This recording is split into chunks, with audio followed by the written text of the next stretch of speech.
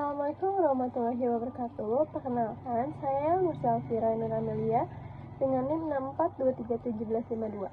Pada kesempatan kali ini, saya akan mempresentasikan penyelesaian tugas 1 dan tugas 2, analisis portofolio saham menggunakan Microsoft Excel. Oke, dikarenakan data harga saham sudah tersedia pada lembar kerja kali ini, yaitu data harga saham periode bulanan mulai dari periode T0 sampai dengan periode T3. Maka pada video kali ini saya akan langsung menjelaskan proses pengelolaan data hingga memperoleh keputusan investasi. Langkah pertama, kita akan menghitung return masing-masing saham. Return menunjukkan keuntungan atau kerugian yang diperoleh investor dari perubahan harga saham pada setiap periode. Rumus return adalah harga sekarang dikurang harga sebelumnya dibagi harga sebelumnya. Untuk saham A, saya menggunakan rumus Excel, yaitu buka kurung C17 dikurang C16 tutup kurung dibagi C16. Di mana C17 adalah harga saham A pada periode saat ini, C16 adalah harga saham A pada periode sebelumnya. Jadi, harga saham periode sekarang dikurangi harga saham periode sebelumnya, kemudian hasilnya dibagi harga periode sebelumnya. Setelah itu, tekan Enter. Kemudian, tarik rumus ke bawah sampai periode terakhir.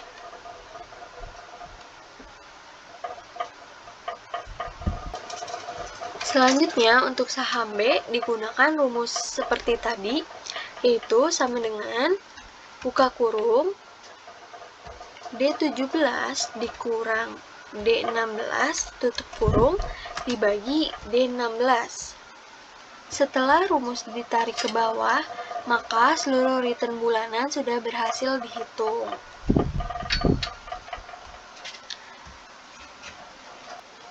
Selanjutnya kita akan menghitung expected return. Expected return merupakan rata-rata return yang diharapkan dari suatu saham. Untuk saham A, kita gunakan rumus average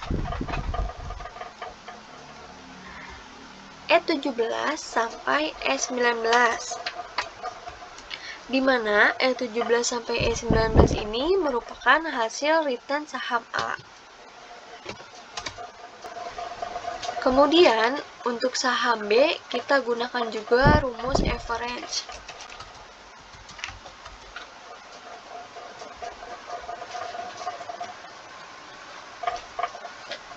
F17 sampai F19. Nilai rata-rata inilah yang disebut expected return. Nah, berikutnya, karena data yang digunakan merupakan data bulanan, maka kita mengubahnya menjadi return tahunan. Nah, rumus yang digunakan yaitu sama dengan buka kurung 1 ditambah E20 tutup kurung pangkat 12 dikurang 1. Nah, angka 12 ini menunjukkan jumlah bulan dalam 1 tahun.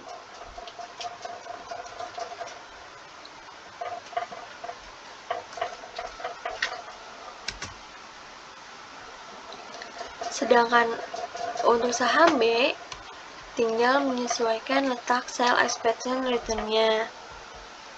Atau bisa kita tarik ke samping, maka hasilnya itu akan tampil. Selanjutnya, kita akan menghitung variance masing-masing saham. Variance digunakan untuk mengetahui seberapa besar penyebaran data return atau seberapa besar fluktuasi return yang terjadi. Nah, untuk menghitung saham A ini kita gunakan rumus varian var E17 sampai E19, di mana E17 sampai 19 ini merupakan data return saham A.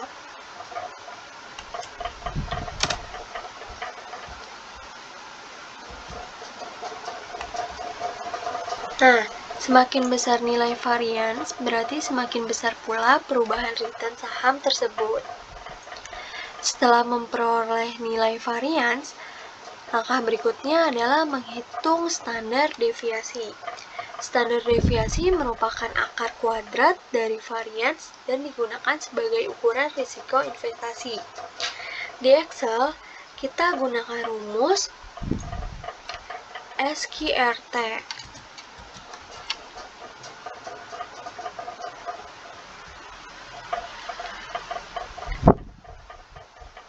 Dari hasil nilai varians.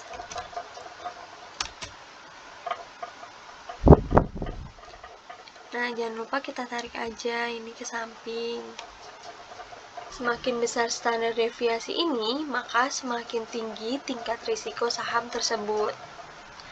Berikutnya, karena data yang digunakan merupakan data bulanan, maka kita mengubah standar deviasi bulanan ini menjadi standar deviasi tahunan dengan rumus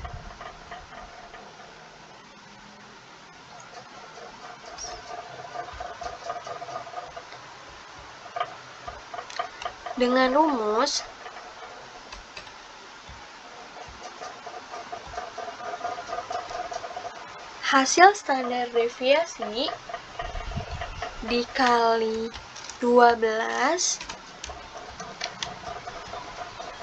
pangkat 0,5.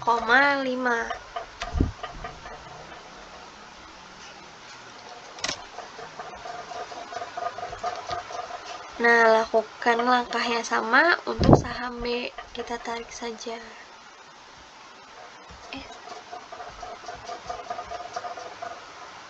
Lakukan langkah yang sama untuk saham B.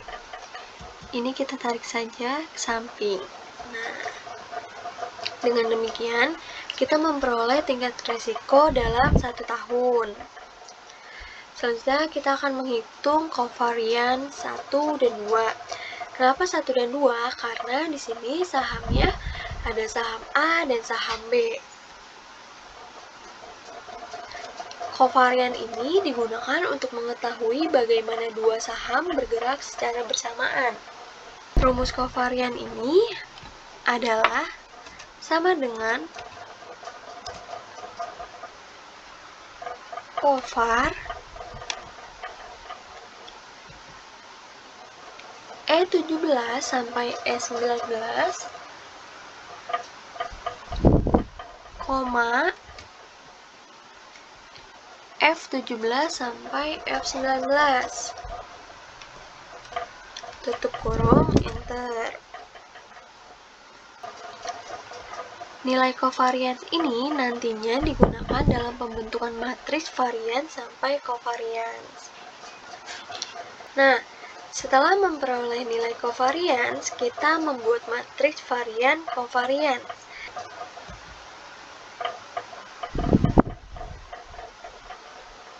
Dikarenakan pada tugas ini saya sudah ditentukan untuk bobot saham A dan saham B-nya sebesar 50%, maka di bagian bobot ini kita akan mengisi 50% untuk saham A dan 50% untuk saham B. Di sini tuh hasil bobotnya harus 100%. Kemudian isi matriks sebagai berikut. Varian A, kovarian 12, kovarian 12, varian B. Diagonal utama diisi dengan varian masing-masing saham, sedangkan bagian lainnya diisi dengan nilai kovarian. Untuk varian A ini kita akan isi dengan hasil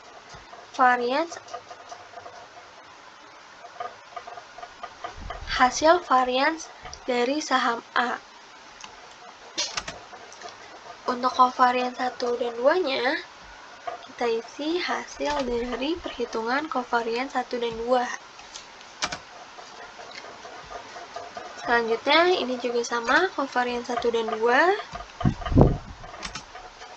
Varian B-nya kita isi dengan hasil varian dari saham B.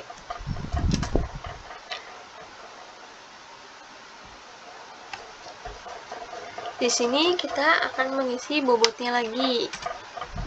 Untuk saham A sebesar 50% dan saham B sebesar 50%. Matriks inilah yang digunakan untuk menghitung risiko portofolio. Langkah berikutnya, kita menghitung varian portofolio. Perhitungan dilakukan menggunakan fungsi MMULT. Nah, pada Excel, kita gunakan rumus MMULT, buka kurung, kita tulis lagi MMULT,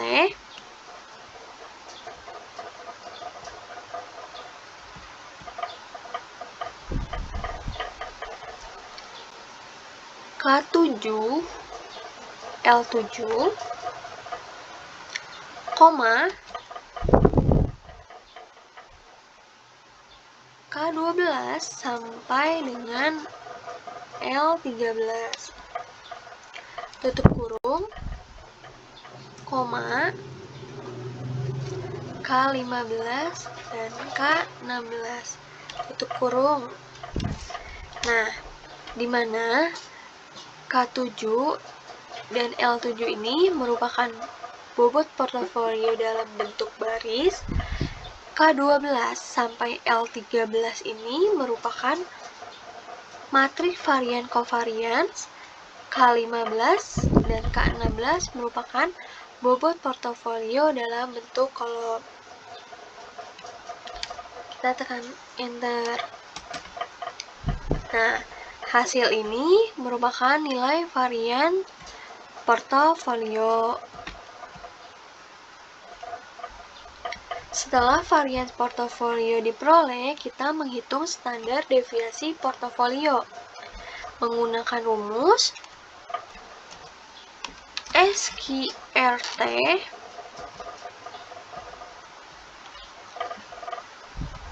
K18 atau hasil dari varian portofolio. Enter. Nilai inilah yang menunjukkan tingkat risiko portofolio. Berikutnya, kita mengubah standar deviasi portofolio ini menjadi standar deviasi portofolio tahunan dengan rumus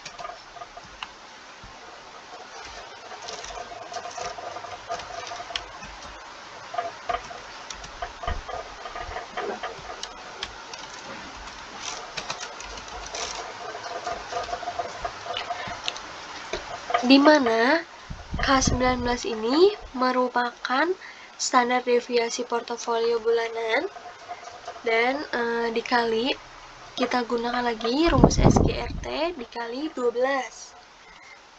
Enter. Dengan demikian, kita memperoleh risiko portofolio dalam 1 tahun sebesar 0,083. Selanjutnya, kita menghitung return portofolionya. Return portofolio ini diperoleh dari hasil perkalian bobot masing-masing saham dengan expected return setiap saham. Nah, untuk mencari return portofolio ini, kita menggunakan rumus sum product K7 L7, koma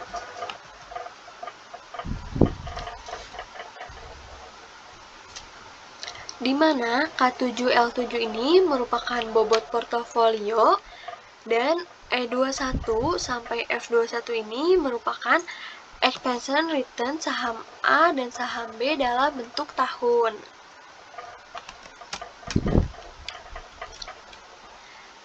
Nah, hasil dari perhitungan ini merupakan expected return portfolio yang nantinya digunakan untuk mengevaluasi kinerja investasi. Selanjutnya, pada lembar kerja kali ini terdapat tabel skenario portofolio yang terdiri dari 4 skenario, yaitu portofolio 1 sampai dengan portofolio 4. Pada kolom portofolio 1, bobot investasi yang digunakan adalah sebesar 50% untuk saham A dan 50% untuk saham B. Sedangkan pada portofolio 2, 3, dan 4, bobot investasi disesuaikan dengan skenario yang telah saya tentukan sebelumnya. Nah, pada tabel ini terdapat 2 kolom utama, yaitu risiko dan return. Nilai risiko diperoleh dari hasil deviasi tahunan portofolio matriks, dan nilai return diperoleh dari hasil return portofolio kolom matriks juga. Jadi nilai risiko ini sebesar 0,08364 dan return ini sebesar 0,42419. Nah, karena pada analisis ini saya menggunakan 4 skenario, maka proses perhitungan matriks varian kovarian, varians portofolio, dan standar deviasi portofolio ini dilakukan untuk masing-masing skenario sesuai dengan bobot saham yang telah ditentukan. Untuk portofolio 2, bobot A-nya sebesar 40%, bobot B sebesar 60%. Nah, untuk bobot ini juga hasilnya itu harus 100%. Di sini sudah menyesuaikan semua dan sudah ada hasil dari standar deviasi tahunan dan return portofolionya, tinggal kita pindahin. Untuk risikonya itu sebesar 0,09472573, returnnya sebesar 0,4344250. Untuk portofolio 3, 35% dan 65%.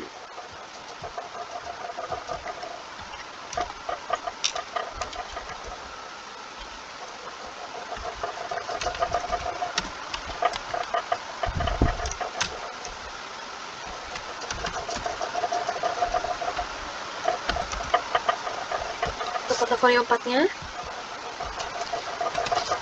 30% dan 70%.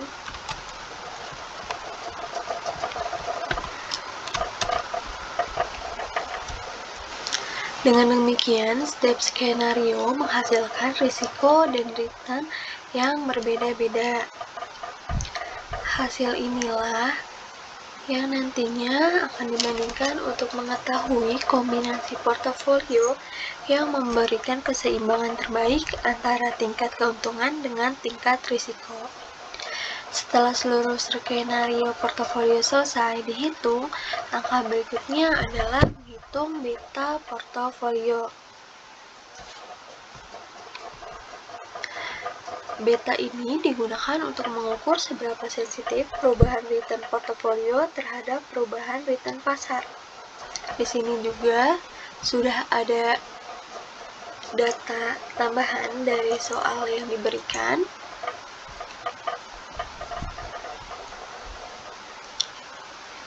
Untuk menghitung beta portofolio ini menggunakan fungsi sum produk, yaitu mengalihkan bobot masing-masing saham dengan nilai beta setiap saham. Dengan rumus sum produk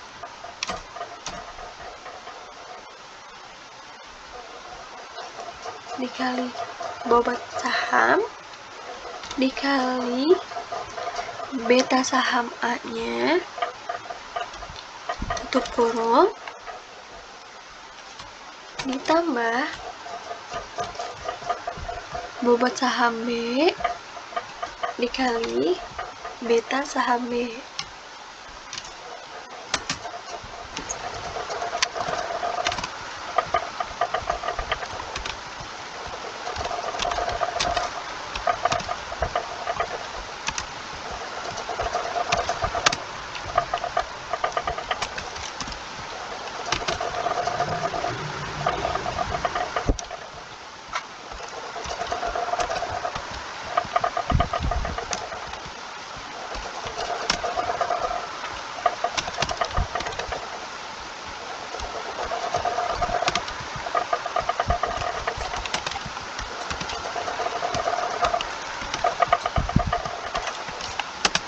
Selanjutnya, kita mengevaluasi kinerja setiap skenario portofolio menggunakan Sharpe ratio.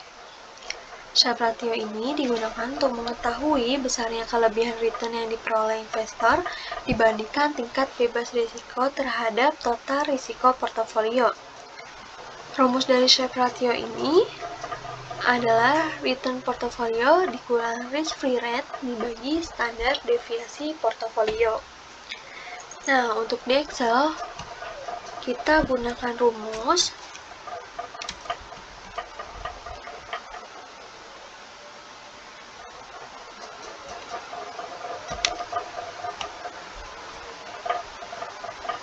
S8 dikurang V14 tutup kurung dibagi R8. Di mana S8 ini merupakan return portofolio, F14 ini merupakan risk-free rate atau tingkat bebas risiko, dan R8 ini adalah standar deviasi atau risiko portofolio. Begitu juga kita menghitung untuk portofolio 2, 3, dan 4 sama rumusnya.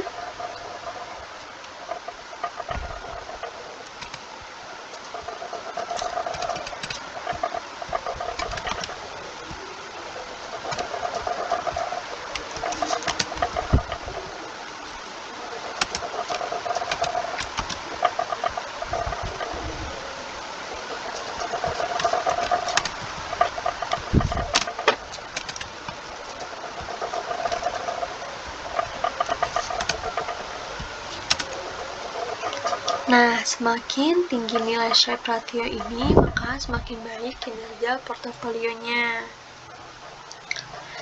Berikutnya, kita akan menghitung Treynor ratio. Treynor ratio ini digunakan untuk mengukur kelebihan return terhadap risiko sistematis atau beta portofolio. Di Excel, kita menggunakan rumus S8 dikurang dolar V dolar 14 atau risk-free rate tutup kurung dibagi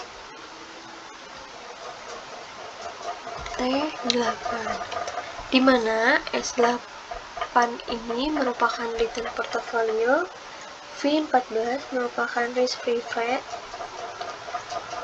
V14 merupakan risk-free rate, T8 merupakan beta portofolio.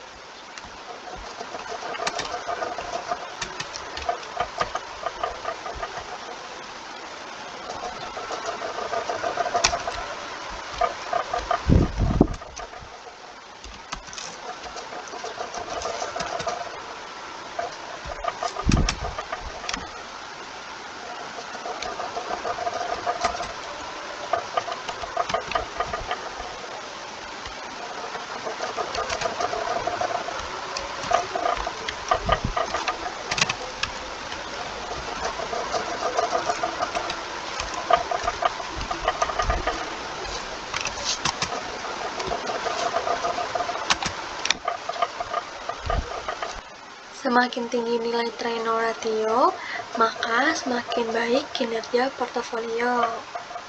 Selanjutnya adalah tahap terakhir, yaitu Jensen Alpha. Jensen Alpha ini digunakan untuk mengetahui apakah portofolio mampu menghasilkan return yang lebih tinggi dibandingkan return yang diharapkan berdasarkan model CAPM. Di Excel, kita menggunakan rumus dengan S8 dikurang buka kurung dolar V dolar 14 ditambah T8 dikali buka kurung dolar V 15 dikurang dolar V 14 tutup kurung 2 kali, dimana S8 ini merupakan return portofolio, V14 ini merupakan risk free, V15 merupakan return pasar,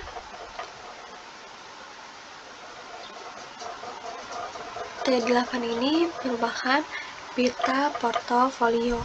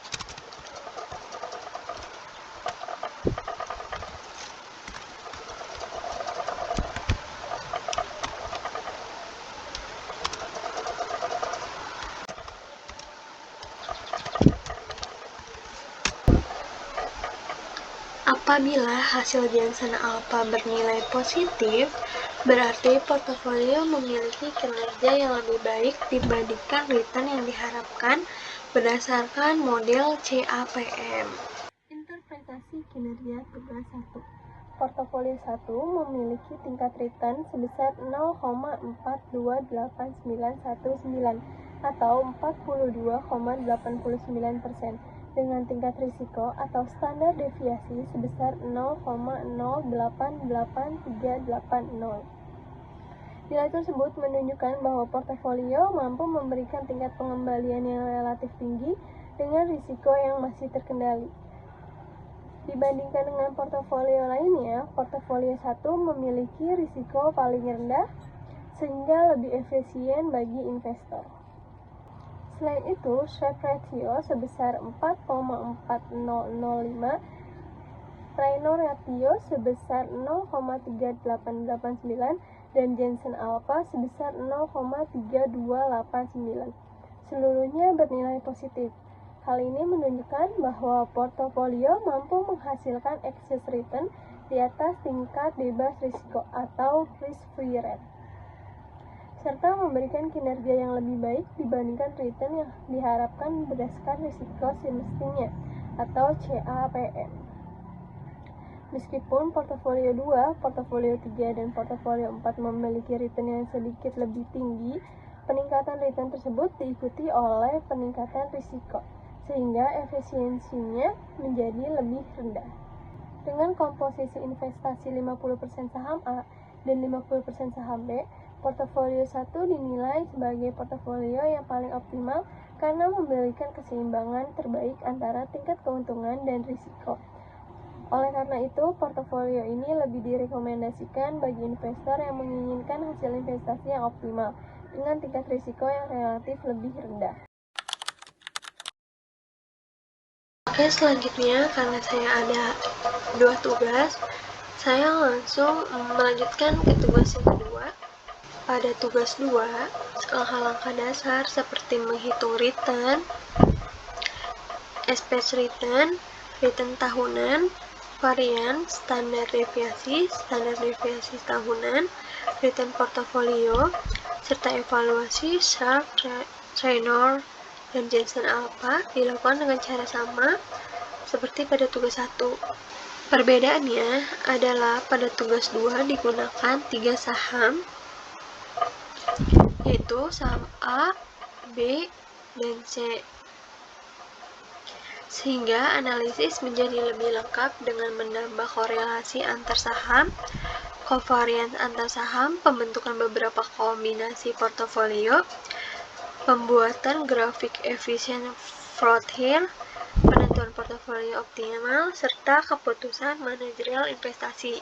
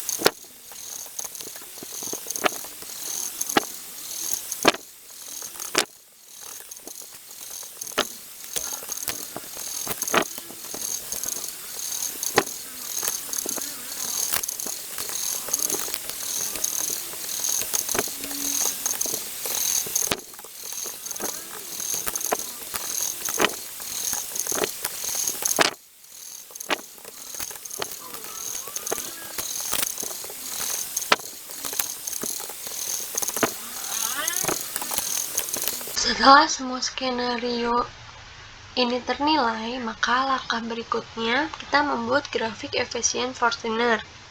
Di sini saya sudah membuat grafik efisien Fortunernya. Nah, setiap titik pada grafik ini tuh menunjukkan satu kombinasi portofolio. Semakin ke kanan berarti risiko semakin tinggi. Sedangkan semakin ke atas menunjukkan return yang semakin besar. Melalui grafik ini kita dapat melihat kombinasi portofolio yang memberikan keseimbangan terbaik antara return dan risiko. Evaluasi kinerja Sharpe ratio, Taylor ratio, dan Jensen alpha. Sharpe ratio portofolio 2 memiliki Sharpe ratio sebesar 6,8958, yaitu nilai tertinggi dibandingkan portofolio lainnya. Hal ini menunjukkan bahwa portofolio 2 paling efisien dalam menghasilkan return terhadap total risiko. Tenor ratio portofolio 4 memiliki tenor ratio sebesar 0,4126, yaitu nilai tertinggi. Hal ini menunjukkan bahwa portofolio 4 memberikan return terbaik berdasarkan risiko sistematisnya atau beta. Lalu Jensen alpha portofolio 5 memiliki Jensen alpha sebesar 0,3542, yaitu nilai tertinggi dan bernilai positif.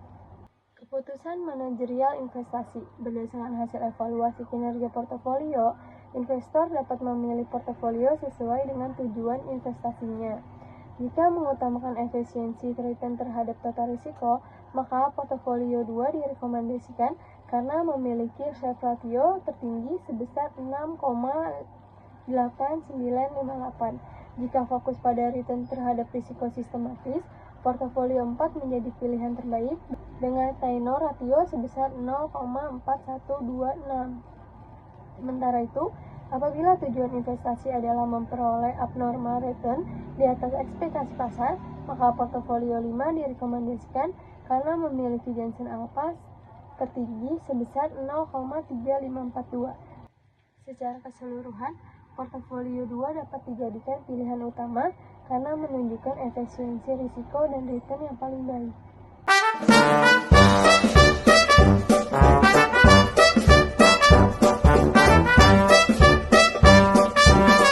Semoga video ini dapat memberikan gambaran mengenai proses analisis portofolio saham menggunakan Microsoft Excel. Terima kasih atas perhatiannya. Wassalamualaikum warahmatullahi wabarakatuh.